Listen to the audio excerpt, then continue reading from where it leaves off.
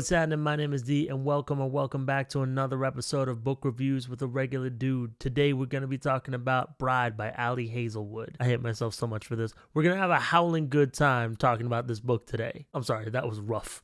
I'm sorry. But first, I got to give a quick shout out to my Plus Ultra Don't Fretter, my top tier supporter on Patreon, Laughing Cat Dog. Thank you so much for your support. You are helping to ensure that I'm able to keep creating this content and put it out as frequently as possible. If you also want to help support the channel and gain access to exclusive content that will never, ever end up on YouTube, as well as access to my private Discord server, please make sure to consider subscribing to my Patreon. All right, now let's sink our fangs into Bride by Ali Hazelwood. I'm so sorry. I'm done. I promise. I'm done. I gotta look up the premise. I forgot to do that. A dangerous alliance between a vampire bride and an alpha werewolf becomes a love deep enough to sink your teeth into in this new paranormal romance. Misery Lark, the only daughter of the most powerful vampire councilman on the Southwest, is an outcast. Again. Her days of living in anonymity among the humans are over. She's been called upon to uphold a historic peacekeeping alliance between the vampires and their mortal enemies, the Wares, and she sees little choice but to surrender herself in exchange. Again, Wares are ruthless and unpredictable, and their alpha, Lo Morland, is no exception. He rules his pack with absolute authority, but not without justice, and unlike the Vampire Council, not without feeling. It's clear from the way he tracks Misery's every movement that he doesn't trust her. If only he knew how right he was. Because Misery has her own reasons to agree to this marriage of convenience, reasons that have nothing to do with politics or alliances, and everything to do with the only thing she's ever cared about, and she is willing to do whatever it takes to get back what's hers, even if it means a life alone in Were territory, alone with the wolf. So I read this book via audiobook, and I just learned that they spell vampire with a Y instead of an I. And I hate that. Oh, man, that might cost that book a star. You know what I'm saying? All right, so let's do the spoiler-free section. Let's talk about the characters. I don't like him. Misery Lark is like, I don't know. She's such a nothing burger of a character. Like, she's out to solve this mystery, right? And I won't say what the mystery is because spoiler-free. She kind of finds one clue and then is immediately like, yep, that's enough to go on.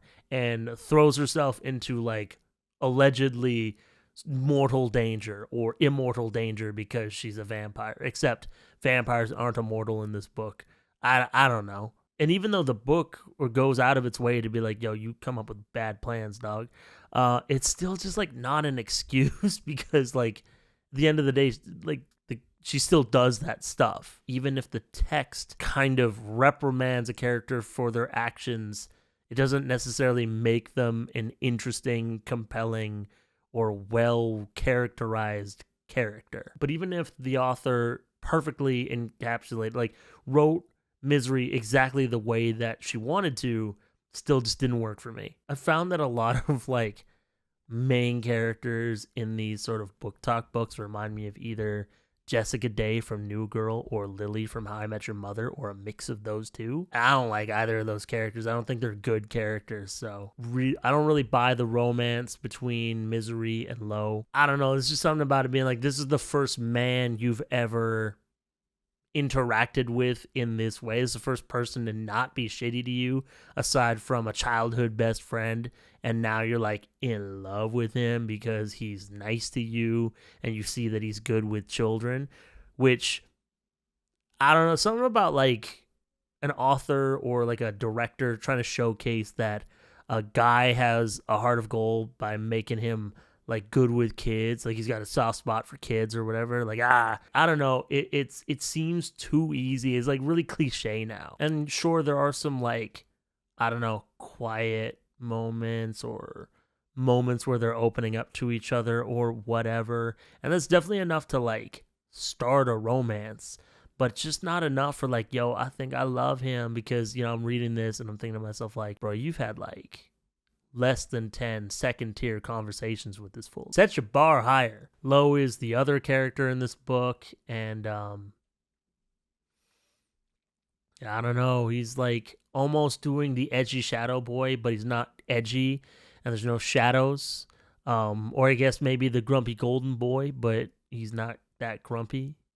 So, nothing not a lot of complexity or nuance to these characters. And there's nothing about them that makes me like, I don't know, excited for them to fall in love. You know, I'd say get together, but they're like married in the first chapter. If somebody were to tell me that they really liked the romance or really bought it or something like that, I would be like, okay, like I believe. It just didn't work for me. There's like some like heart and soul missing or something. None of the other characters really matter, you know. A lot of them are just plot devices. The villain is boring. I think sometimes I say something like, you know, the villain's very like Saturday morning cartoon villain or something like that, but that would be insulting to Saturday morning cartoons. Moving on to world building, I don't like it. The way humans have territory, werewolves have territory, and vampires have territory, like, it kind of makes sense for a second, but then they start talking about like other parts of the states or like other parts of the world, and I'm like, okay, so is each region kind of divided up into 3 or what's going on? And that was never like explained exactly, so I don't really know how it works, because they talk about the borders like, oh, these things happen, like we're right up against, and these are really tense borders, but like if the werewolf territory is just small, and there's like human territory on one side, vampire on the other, what's the other? And that was just like never explained. And so I don't fully get what's going on here politically. The way the different species like vampires and werewolves are kind of run, their hierarchies don't make a ton of sense to me. Like they're not fleshed out at all. And that wouldn't bother me like at all, except for the fact that this is all kind of based on, or like a big part of the plot is that they're married for a political alliance. Like ordinarily, I'd probably just be like, well, yeah, like who cares about the politics? Like the point is to watch these two, like to get down or whatever. But because the marriage of convenience is based off of political alliances, I'm just like, yo, like make the politics politic, you know what I'm saying? And I don't need like a political thriller like 86 or Full Metal Alchemist or Game of Thrones or something like that. I've never seen or read Game of Thrones. I just know it's political. But I think there could have been a little bit more to expand on and explore. The biology or like the science part of this science fiction or whatever, I don't know how to word that, but it was weird. The different colors of blood for different species was stupid. Vampires have purple blood, which I could almost get, because no, I couldn't. That was a lie. It doesn't make sense to me. Werewolves have green blood, and that makes less sense to me. Book goes out of its way several times to make sure you know there's nothing like supernatural about the vampires or the werewolves. Like there's no magic. Like they're not undead. They're just different species. And it felt like the author was answering questions that I was never going to raise. And a lot of those details, in my opinion, didn't really impact the plot at all, you know? So it's like, it was like the author really wanted to do something different and be like, I'm not like other vampire romances, but it wasn't necessary. And if anything, it kind of overcomplicated an aspect of the book that didn't matter. And this other aspect of the book, the politics, was kind of underexplained. It was oversimplified. Could have spent more time on the politics and less time talking about how vampires are able to thrall you in this like really medical science fiction biological sort of way, instead of just being like, yeah, vampires can do shit like that, because we all would have just bought that. Plot, there's something there for sure. Most of it felt almost like no plot, just vibes. Almost would have thought it was a cozy romance with Misery finding a place to belong amongst the wares, which is stupid. I hate that they're called that. It's almost like the details of the book make it worse for me. Like having to read the werewolves be called wares or a were all the time was infuriating. It was the mystery that needs to be solved. That's the whole reason that Misery agreed to this marriage of convenience, and it's not interesting or compelling. I don't know, just isn't, and there's two twists at the end, and neither one is really satisfying. You know, there's this one point in the book where I thought that one of the things is like when the villain is really revealed, he kind of goes off on his monologue, which it is a little Saturday morning cartoonish. And I had said in like my last review, which now I think about it wasn't on this platform, but I had said like they don't do villain monologues anymore, and I like a good old fashioned villain monologue. And I was kind of joking. This villain just kind of says some evil shit and is like, I'm doing this for, you know, because it's the right thing to do or whatever. I'd do it again and all that shit. And it's really boring and doesn't do anything to truly prove that he's about it. You know what I mean? Like, you know, like every character comes out unscathed, basically. I'm a big fan of characters dying, which sounds morbid or macabre or something. But what I mean is that, like, for me, when characters die for keeps, it shows that there's stakes and shows that the danger's real. And obviously, this isn't the kind of book. And, like, just from reading this book, I know it's not supposed to be that kind of book where the stakes are real. And, like, oh, she's in so much danger, but it turns out it's just, like, vicious stereotypes and all that stuff. Like, I get what's going on here. I don't like that commentary very much, and I'll get into that later probably. But yeah, I just thought, like, you know, if this villain is as bad as he said he was, like, didn't even hurt anybody, really. Like, holds a woman hostage. And so that was kind of, that made it really boring. There were no stakes in that showdown, and that was dull. And you know what? Okay, so I was going to not tangent about this, but now I'm going to. Somebody really disagreed with my take on To Gaze Upon Wicked Gods, where I say, like, the main character, I think Zhu Yin, I don't remember, but the main character of To Gaze Upon Wicked Gods should not make it out of the series alive. And I had said something about completing the redemption arc, and I didn't mean that would redeem the character, but this person took it that way. And they said that, like, characters dying is lazy, and it's like sends a bad message or something like that. I don't really think the characters dying is lazy. I think that it shows, like, you know, this shit is real, you know, like, don't mess around, you know, there's no redo or whatever, and not everything works out. I think there are definitely ways to show that a villain means business, and sometimes that means killing off characters or something like that. In this context, in the context of To Gaze Upon Wicked Gods, all I meant was, like, this character's done horrible things, has killed a lot of people in the name of colonization, and I think that the idea that she can be redeemed and can be restored by justice is maybe not a bad message, but it's incredibly naive. And we don't have to agree on that. That's fine. And then finally, the writing, I don't know, there's words. Moving on to the spoiler section of this review. So I'm just going to go through the notes that I took as I was reading the book. So yeah, like, if you don't want the book spoiled for you, you know, you can leave now. So in the prologue, there's the wedding at convenience. It's between the daughter of a vampire councilman and a werewolf alpha. Werewolves, humans, and vampires hate each other, and so, like, this is the only way to ensure peace. The werewolf groom glares at his new bride and goes, like, why the fuck do you smell like that?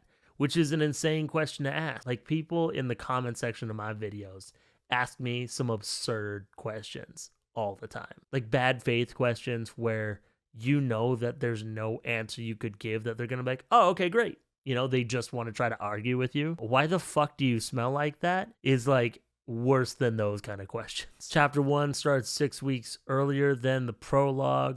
Missy, aka Misery, is living amongst humans and working at, like, a tech company.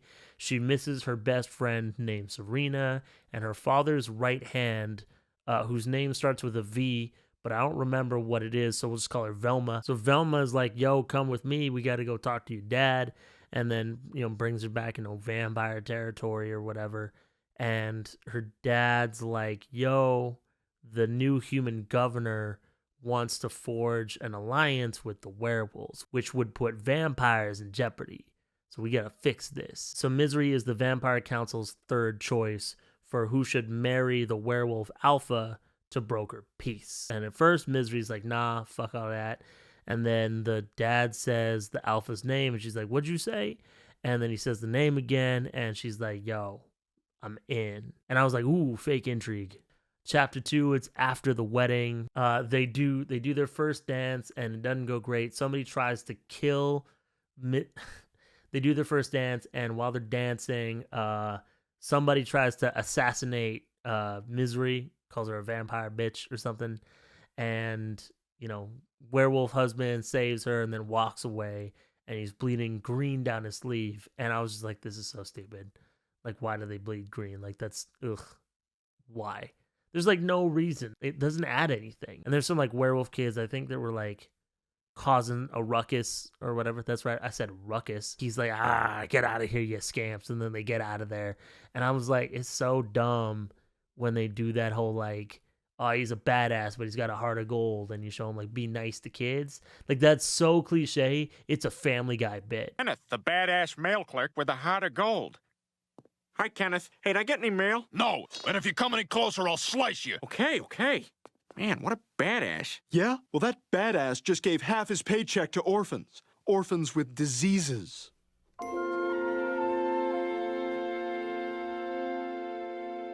In chapters 3 and 4, we learn that Misery agreed to marry Lo because she believes that he has something to do with her missing friend Serena, and she thinks she'll find Serena in werewolf territory, which, that's a bad plan. Before all this happened, she, like, went to Serena's apartment, and, like, her fucking cat helped her find, like, a journal that had, like, a coded message with, like, Lo's name written on it or something. So she's sneaking around the werewolf's, like, base / Lo's mansion, because of course he got a mansion, and then she bumps into this young werewolf who kind of chats her up and then tries to kill her. In chapters 5 to 7, the werewolves like break up this fight, and they think that Misery tried to kill him, tried to drink all his blood or whatever. Even Lo allegedly believes that Misery tried to kill this fool. Turns out it was all set up, and they were trying to make this fool feel like he was not under suspicion because they suspected him of being a loyalist to the previous alpha. And that dude tries to kidnap Lo's younger sister, whose name I think is Anna. Anna is, like, barely a character, but is, like, a source of a lot of sweet moments in the book, you know? Like, Misery learns to like kids, or at least this one kid, because of Anna or Anya. No, it's not Anya. That's just a character from Spy Family. Would way rather be talking about Spy Family right now. So, like, they capture this dude who's trying to kidnap the sister, and Misery uses her vampire thralling powers, which are not actual powers because it's all a biological thing, moving your eyes real fast to create hypnosis and all this. Like, just say it's vampire magic. It's easier. Who cares? She interrogates him or whatever, and then she, like, kind of walks away. In chapters 8 to 9, she snuck off, and she goes into Lo's room and hacks in his computer to look for details on Serena, because I guess she figures that since he, like, serial killered her, he must have, like, a profile on her or something. I don't know. And then Lo catches her and is like, what do you think you're doing? Oh, you're a spy for vampires, whatever. And she's like, nah, I'm looking for my best friend who's, like, a sister to me. And he's like, I don't know who that is. And she's like, well, then why'd she have your name written in a notebook in our special secret coded language? And then I forget how, I think the little kid runs in, and her caretaker, her nanny wolf, is like, says her full name, and it's like Liliana, which is the same initial as Lo. And turns out that Serena might have known who Lo's sister is. In chapters 10 to 15, the husband and wife agree to work together to investigate, like, Serena's disappearance and how that connects to his sister, because his sister is half human, half werewolf, and it's not supposed to be possible for the species to procreate. Like, there shouldn't be halflings of any kind. And then the alleged leader of the loyalists, the former mate, or the mate of the former alpha who Lo killed to take his place, invites him to her estate for dinner, and he's gonna go and plant, like, some spy tech or whatever so they can go through her stuff and figure out what she's planning, you know, loyalists trying to fuck up the pack or whatever. Misery offers to go with because she's really good at hacking because she used to work for a tech company. And Lo's like so charmingly befuddled by technology. The night before they leave, they have like a heart-to-heart while they're sitting on the roof. And then they go to the ex-alpha's widow's house. And they take this like private jet or whatever. And her security's waiting outside. And he's like, I got to make sure that everyone knows not to mess with you. So I'm going to have to mark you. And for some reason, I thought he was going to like brand her or give her some crazy tattoo. I guess I remembered something from Akatar because, you know, as hard as I try, I can't forget. Yeah, and either way, like the idea of marking a mate, I guess, reminded me of like marking territory. So like owning a woman. And I really don't love how much this comes up in these BookTok books. The idea of like owning a person. Like it's fucking weird that that's so hot to some of y'all. So this marking involves a lot of like licking and rubbing up on, and it's a very sensual process. And Misery is super into it, and she's like, oh, well, you've done that before. And he's like, nah, never. And she's like convinced that the wolf that got traded in this alliance thing, so like she lives in the werewolf territory and a werewolf lives in vampire. She's convinced that that werewolf was Lo's actual soulmate because mates are a big thing in werewolf culture. Well, they're not a big thing, but mates are a thing in werewolf culture. That's what I'm talking about before, where it could have been expanded upon even more. Actually, no, that's the only part of werewolf culture that was truly expanded on and kind of made sense, I guess. She's absolutely clueless. And she doesn't know that she's the protagonist of a romance novel. And he's like, yeah, I have a mate, but it's not reciprocated. I can't tell her. And she's like upset and perplexed by this. And she gets like really pushy, and he kind of snaps and gives this like angry, righteous speech about not taking anything from his mate that she isn't willing to give. And she still doesn't know that it's her. And it's like, you're being dense on purpose at this point. Like, come on. Like, this is not a subtle man, you know what I'm saying? This is a werewolf alpha. In chapters 16 to 18, they're at dinner at Emery's, and they sneak off to plant digital surveillance technology, and they almost get caught. And instead of pretending that they were making out, what they do is Misery feeds off of Lo, which is like a really sexy experience also. So we're just doing different species types of not sex, I guess. Not sex, I guess. Not sex, I guess. It's not as much of a tongue twister as I thought it was. But yeah, it gets so hot and heavy, they almost bang, and then they don't. And Lo gets a call that his little sister, Anna, is in danger. And so they rush back. And like, so his little half-sister is sick, and it's like her human half is sick or whatever. And none of the werewolves know what to do because they're like, human anatomy, who even knows? But Misery has lived among the humans, so she knows like what medicine she would get for like a flu or a cold or whatever. So she's like, I got this. And she gives Lo like a list of different medicines to go get. And they just like try everything. And I'm like, that would make a kid sick, probably. You know what I'm saying? Like, you shouldn't be mixing different medications, right? Like, you're not supposed to do that, right? like I'm not a doctor, obviously, but I feel like every time I get sick and I try to do that, my wife is like, no, stop it. Hey, Mo, I just broke my chair. So in chapters 19 to 22, Misery calls her twin brother, and asks about like the dangers and the ramifications of feeding off a living source of blood. And he's like, yo, don't do that. And after that, she's like eating peanut butter because it's the one food that she can eat. Like vampires don't eat, but she learned to indulge like peanut butter. And again, there's a weird detail where they're like, oh, vampires can digest food, and they're like certain foods or whatever. And I'm like, I don't, like, this is such a weird bit of world building that's just being done so that you can have this quirky peanut butter addiction. Anyway, so the peanut butter's poisoned and she gets knocked out for 5 days. And they're like, yo, they were trying to kill Anna. So Misery wakes up 5 days later and she walks in on Lo having a meeting with his pack. And they're all like, yo. And Lo's like, get out of here. And she's like, cool. And then all the wolves leave. And she's like, oh, you were talking to them, not me. And then he's like, yo, you need to take a bath or whatever. So he takes her upstairs to take a bath.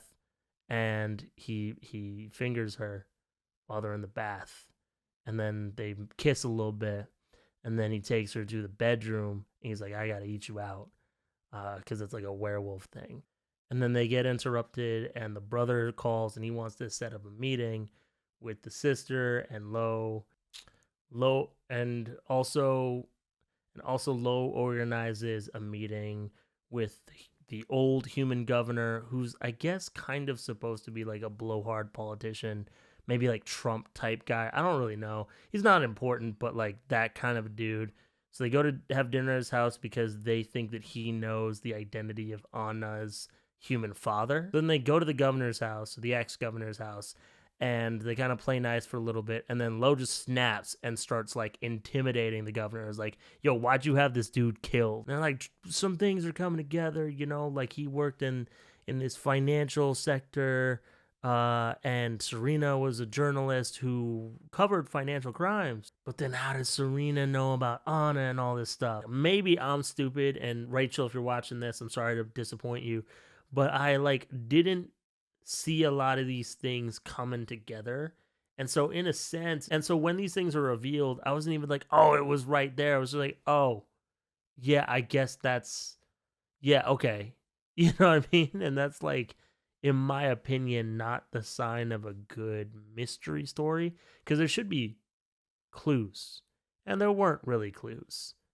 You know, it was just kind of like, oh yeah, that's how you explain these things that don't add up, which at the very least, you explain things that don't add up, unlike a certain other book called Gothicana. So in chapter 24, they go and meet Owen and the werewolf hostage guest, whatever. And Misery's like, yo, this is Lo's mate. And then they're like super casual with each other. It's like they barely know each other. And Misery's so perplexed. And she's like, whoa, maybe that's not his mate. And I'm like, obviously it's not his mate. How are you this stupid? She's not stupid. She's so insecure she can't imagine somebody being into her, even though they've like basically fucked at this point. In chapter 25, they're like driving back. And Misery's like, yo, I used to live right around here, or I still do, I don't know. And so they go to her old apartment, and they have sex, and they very carefully, they do it real careful, because No has like a knot when he releases, you know what I'm saying?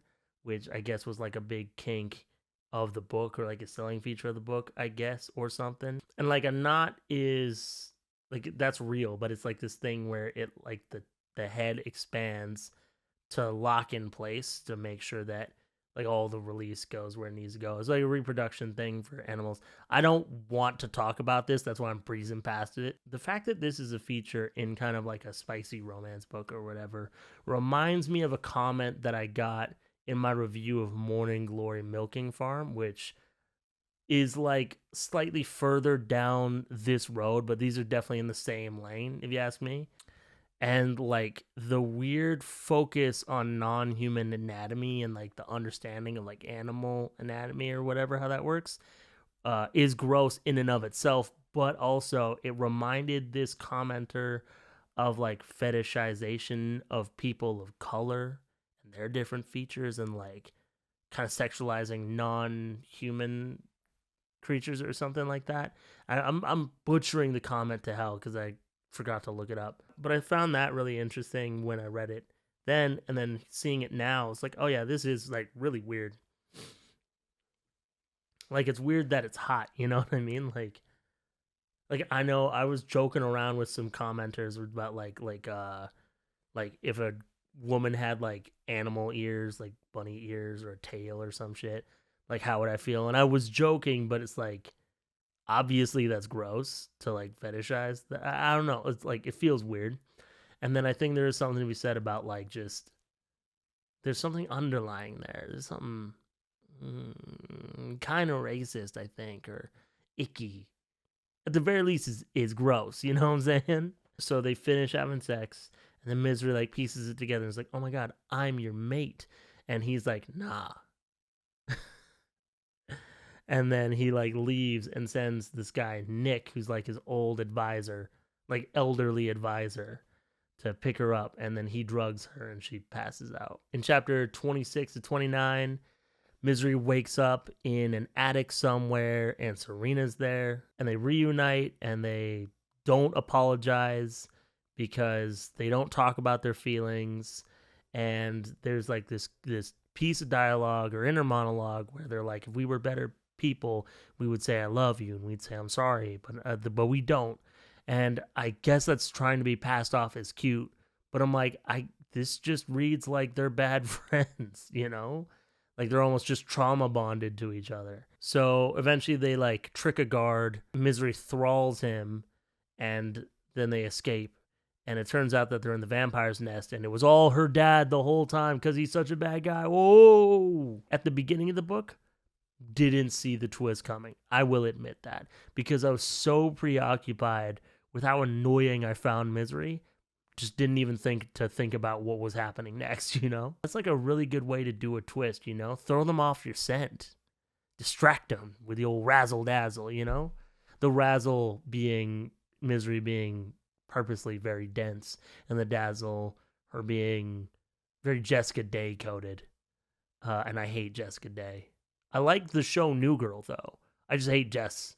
So the other reveal, and this one I kind of guessed, but was, again, not super invested in the mystery. So Serena is also half werewolf, and she was looking for her biological parents because she's an orphan. And in the process, she found Anna's dad, and then that got her too close to him, or him too close to her, or something. And so the Misery's dad had him killed because he wants to keep the existence of half human, half werewolves a secret, because if you can prove that these two species can intermingle and coexist, it's such a threat to vampires. This is the one part of like the vampire nitpicking world building that was actually kind of good, is just showcasing that vampires suck. Zing. Because like, yeah, you get super strong, and sometimes you can, like, I don't know, fly or walk on walls or some dumb shit like that, but you can't go outside in the daytime, and that alone sucks. And then you throw like werewolves into the mix, and they're like way stronger, and they can go outside in the daytime if they want to. Like, they're not on the clock, you know what I'm saying? Anybody who says that vampires are cooler than werewolves, lunatic take. L for lunatic. So then Owen comes in, and he's got Lo in handcuffs, and Misery's like, oh, I can't believe this. My own brother betrayed me as well, even though he was planning to betray our father. And then Misery's dad's like, yo, I'm gonna kill your mate if you don't surrender your little sister to me, fool. And Misery's like, joke's on you, Pops. I'm not his mate. And then Dad's like, oh, are you not? And then everyone's like, oh my God, you are his mate. And then Serena reveals that she can turn into a wolf, and so can Lo, and they kill everybody. Also, Owen wasn't a traitor. He was in on it, and it was like a setup.